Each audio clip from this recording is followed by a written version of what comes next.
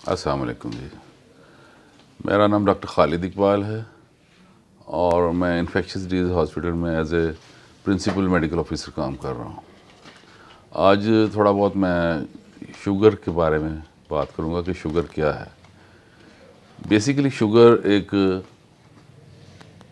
मौरूसी बीमारी है जो हमारे बड़ों से हमें मुंतकिल होती है। तो हमारे दादा परदादा नाना परनाना किसी में से एक को वो हमारी मौरूसियत में आ जाती है। अब शुगर की दो इकसाम हैं, एक डायबिटीज़ टाइप 1, एक डायबिटीज़ टाइप 2, या एक को हम कहते हैं इंसुलिन डिपेंडेंट डायबिटीज़ मेलाइटस और दूसरी को कहते हैं non insulin dependent diabetes mellitus. जो टाइप 1 है वो अमूमन 35-40 साल से पहले होती है और टाइप 2 अमूमन 35-40 साल के बाद होती है। अब बात यह है कि पहले लोग कहा करते थे कि जी पहले तो ये शुगर नहीं होती थी, आजकल जिसको देखो शुगर में मुब्तला है, शुगर है उसको। तो उसकी वजह मेरे हिसाब से, मेरे ख़्याल में हमारा लाइफस्टाइल है। हमने अपना लाइफस्टाइल बहुत चेंज कर लिया है। हम खाते पीते हैं और वही लेट जाते हैं, खाते पीते हैं और बैठ गए। एक्सरसाइज जो है, फ़िज़िकल एक्टिविटी हमारी बहुत कम हो गई। और दूसरी जो वजह है वो ये है कि इसकी डायग्नोज बढ़ गई है। पहले ज़माने में शुगर होती थी लेकिन वो डायग्नोज बहुत कम होती थी। अब जैसे जैसे तरक्की होती जा रही है वैसे वैसे इसकी डायग्नोज बढ़ती जा रही है। और शायद ये दो वजूहत हैं हमारी शुगर के बढ़ने की, जिसे कहते हैं कि जी अब जिस किसी को देखो शुगर है। अब शुगर हो जाए तो 5-7-10 साल के बाद मरीज़ जो है उसको बहुत सारी कॉम्प्लिकेशंस हो जाती हैं।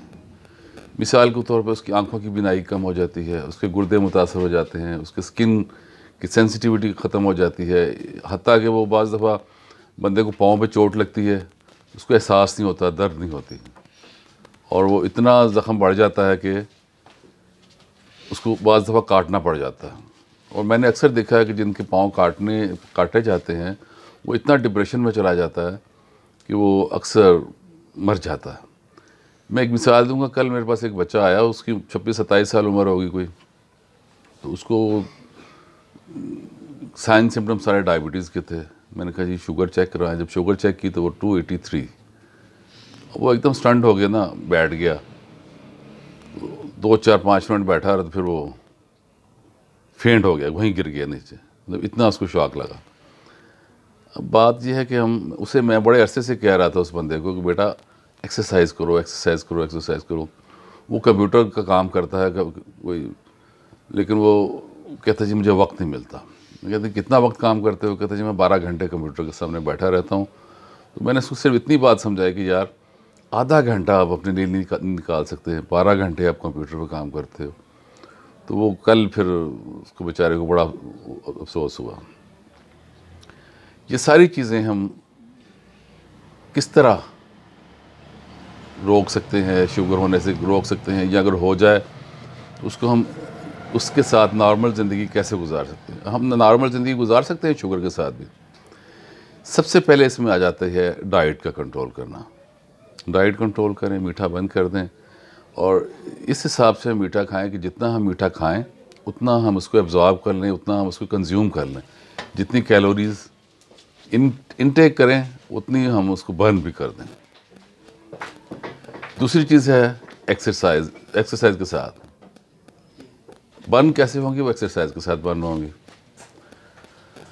अच्छा जी, दो चीज़ें तो हो गई हैं। पहले तो हम इनसे कंट्रोल करने की कोशिश करेंगे कि हमारी डायबिटीज़ कंट्रोल हो जाए। फ़र्ज़ कर लें डायबिटीज़ हो जाती है तो हमें चाहिए कि हम बाकायदगी से डॉक्टर जो अद्वियात लिख के देते हैं उनको इस्तेमाल करें और ग्लूकोमीटर हम अपने पास रखें और वक्तन फ़वक्तन डॉक्टर की हिदायत के मुताबिक हम उसको चेक करते रहें।